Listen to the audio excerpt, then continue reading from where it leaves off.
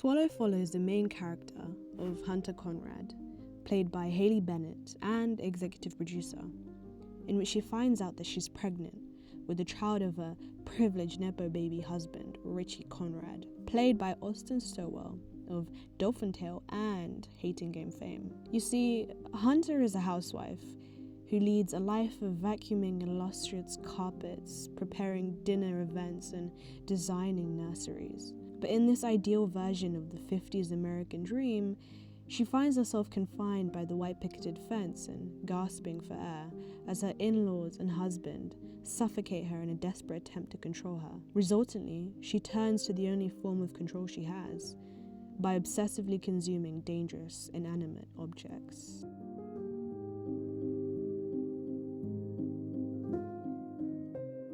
The unsettling psychological drama is directed by Carlo Mirabella Davis and could be described as a quiet meditation on the life of a conflicted pregnant housewife in the modern world, or a body horror chick flick about a depressed girlie. The film isn't really quiet in the sense of a movie like Innocent, directed by Lucille Hazilalilovic. When dealing with the delicacies of, girlhood and the exploitation of it, nor subtly terrifying in the way that Black Swan, directed by Darren Aronofsky, is when interacting with female body horror. Swallow is neither of these things. Why is it kind of weird but uncomfortable, but also kind of funny and depressing? I can only imagine that separate elements of the film, acting, writing, design, direction, came together so masterfully to achieve this effect.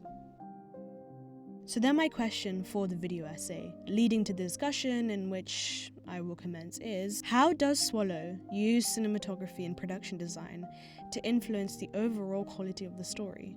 So first, I'll cover the key elements and possible themes it relates to, then move on to both costume and set design, as well as the inspirations for them and how they impact the movie. Then I'll hopefully answer my question.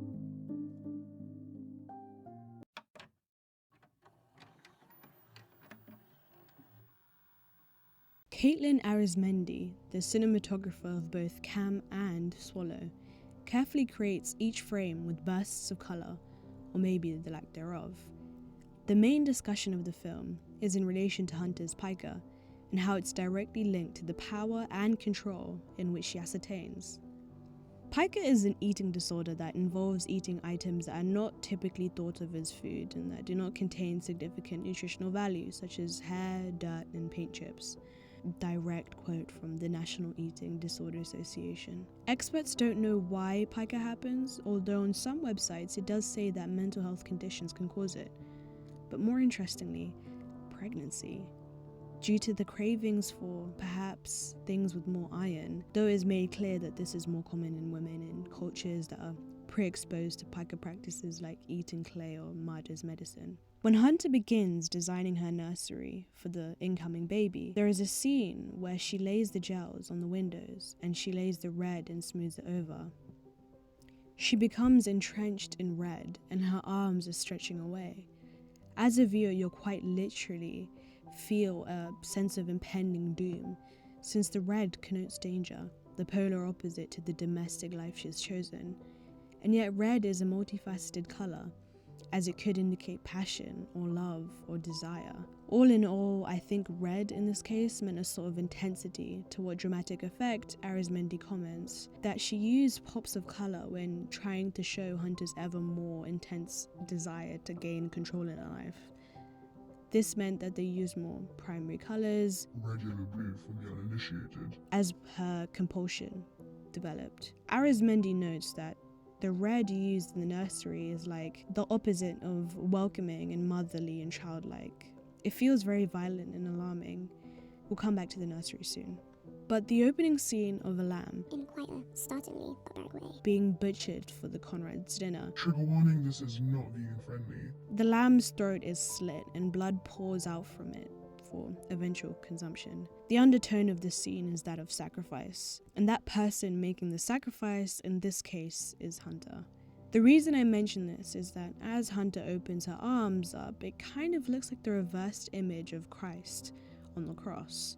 It's a reversal of the typical posture of Jesus Christ facing us, because Hunter is looking away from us, foreshadowing the ending of the film and its feminist undertones. Arizmendi notes that Hunter is usually on her own in the frame, signifying her isolation, and that as she gains more control, she becomes more center frame with central close-ups.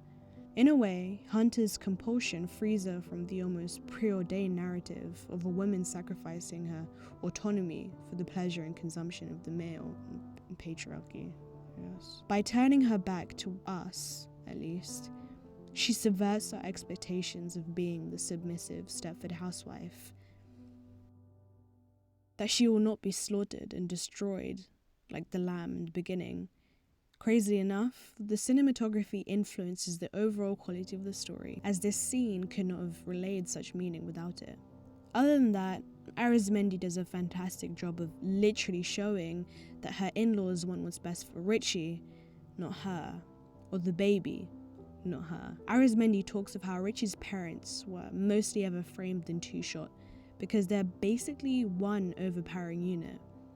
Over and over again, Hunter is blocked in between characters or walls or window panes to reiterate this feeling of entrapment and alienation.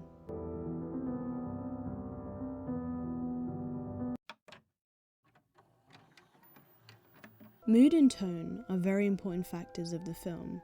Without costume and set decor being so heavily and specifically grounded in a mid-century style, the whole film's lure might have been lost.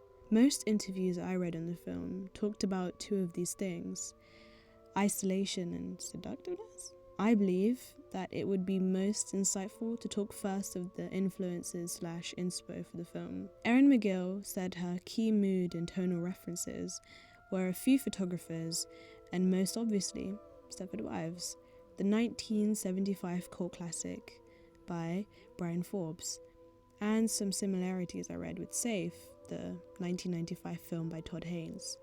Tina Barney's photography is often popping with colour and reminiscent of a 60s, 70s era of wealthy white suburbia, but as characterised in both Jill and Polly in the bathroom, and Jill in the TV, there is an underlying story, or the sense of the viewer is intruding. I would say in Swallow, similar methods are imposed to isolate the viewer, or at least present Hunter as an imposter in this perfect American dream house.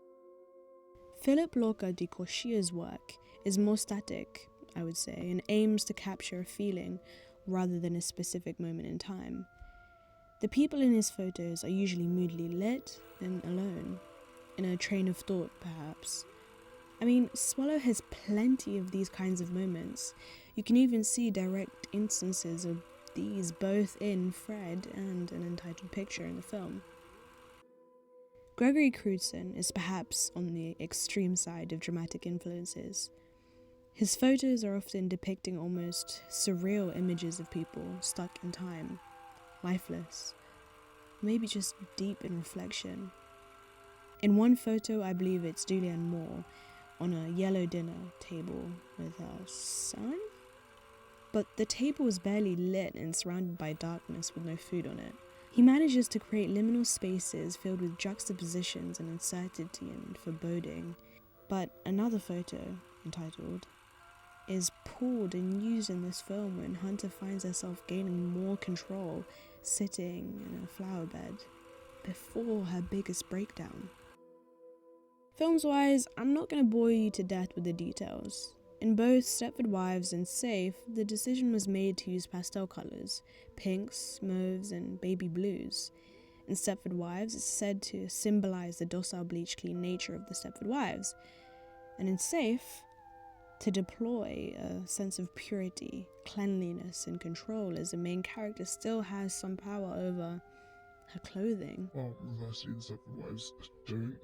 How does this relate to Swallow? Liane Dobreja, hopefully I pronounced that okay, the costume designer for the film, also had Hunter wear beige and pastel colours earlier in the film. See, in Swallow, the colour palette of her clothing was chosen to blend into her environment of cold stone and stark glass alongside wood grains. If you notice, the clashes is on purpose, since the home is supposed to reflect the dysfunctionality and disharmony in Hunter's new family. So to symbolize Hunter, a woman in a world full of overbearing pressure to get in line and assimilate. Remember when I said we'll come back to the nursery soon? Well, the time has come. Instead of trying to explain, I'll just read something that Miguel said in an interview. In the original script, when Hunter's mother-in-law pops by unexpectedly, Hunter was supposed to be building and painting a crib, if I remember correctly. This felt too sentimental to me, knowing her character's arc. I wanted to visually show the mounting pressure of the pregnancy and the idea of the motherhood, whilst also showing the real disconnected and confusion going on within her mind. Using the existing yellow glass panel doors in the house as an inspiration, I suggested to Carla the idea of putting up the red and blue colored gels for the floor to ceiling windows in the nursery.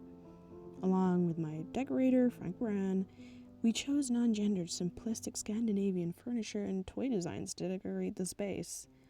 Then, in collaboration with our DP, Kate, who brilliantly and beautifully lit and framed the scene, I think we were able to illustrate the external and internal demons Hunter was battling.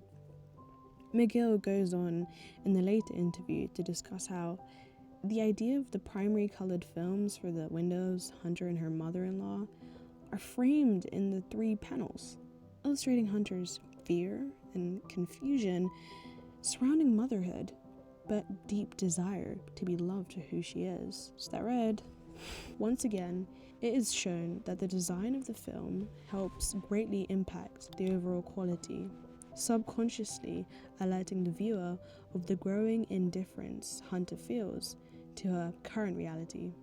What I find quite interesting about the movie, though, is that whilst Mirabella Davis based the film of the experiences of his grandmother, he still chooses to base it in today's world. I mean, I think even with the context of today's TikTok trends of like the stay-at-home girlfriend, I know it's her. it is believable still that even in the Western world, post-Me Too, women can inadvertently sign their lives away. It doesn't take a genius to see what's happening in America with abortion laws, either to see how female autonomy has the questionability and longevity of a mainstream media trend.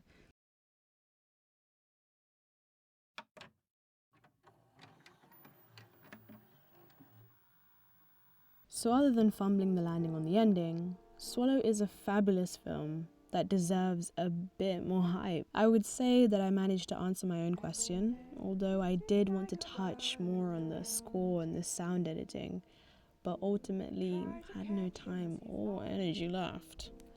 Hopefully this video essay comes neatly together and encourages me to make more videos and hopefully more people to watch the film. Thank you for watching, and goodbye. You can say the door is open if you grab at him. Woe betide you, I know, because I've tried.